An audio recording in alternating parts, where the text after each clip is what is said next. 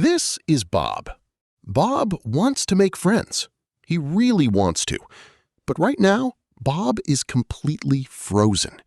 He is standing at the edge of a crowded room, and his hands are sweating. He wants to walk over to that group of people near the couch.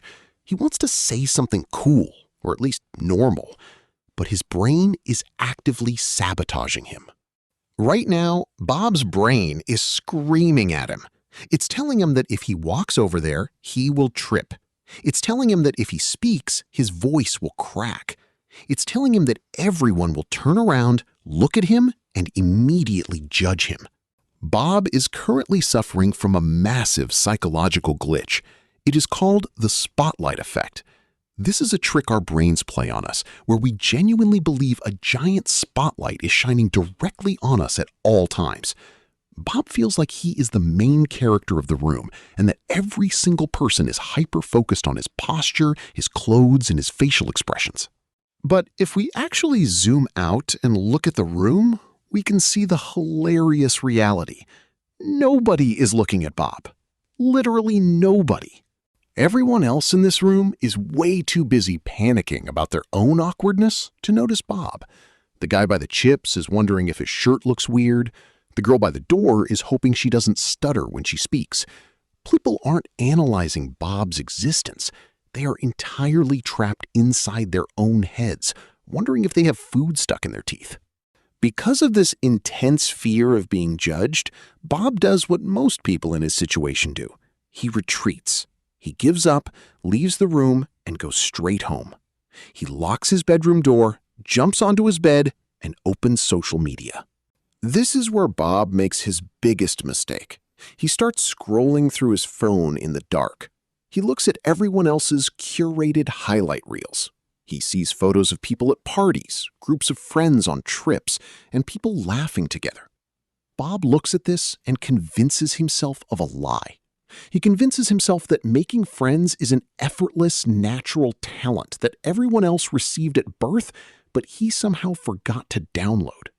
So Bob enters the waiting phase. He decides to just wait in his room. He waits for an extrovert to magically break into his house, notice his silent brilliance, and forcefully invite him into a friend group.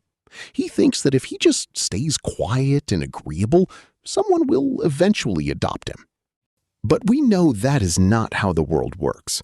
If Bob just sits in his room waiting for the world to find him, nothing will happen. He will just end up old, incredibly lonely, and really, really good at video games. The world isn't going to knock on his door. So how do we actually fix Bob?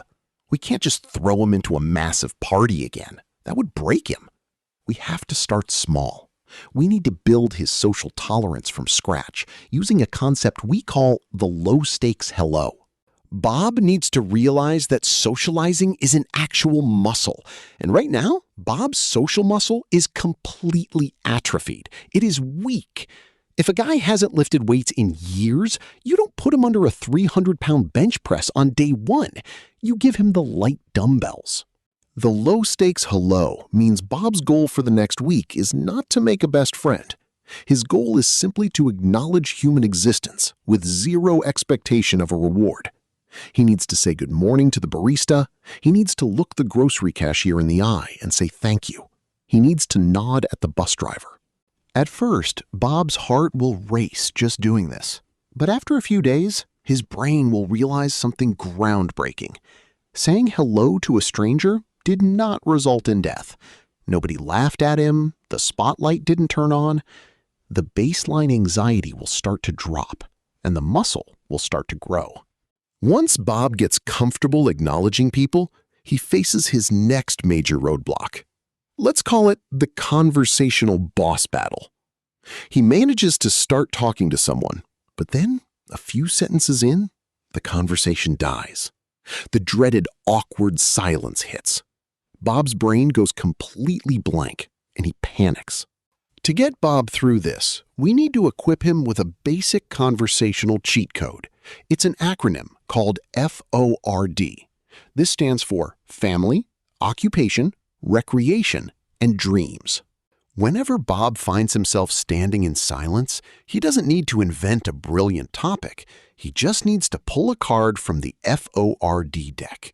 People absolutely love talking about themselves.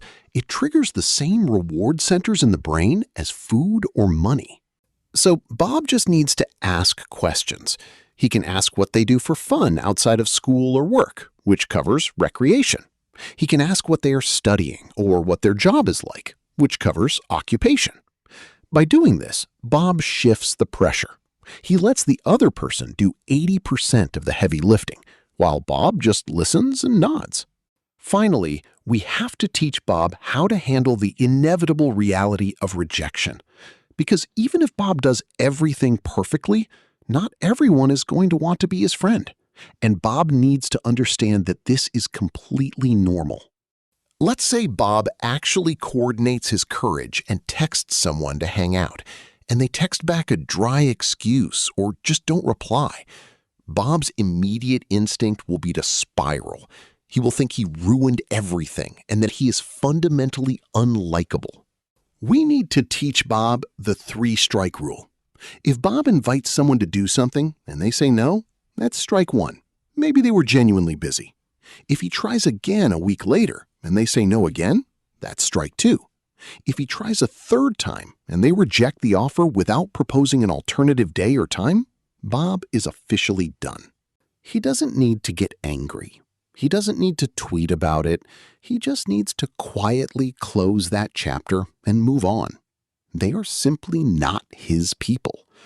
Making friends is ultimately a numbers game.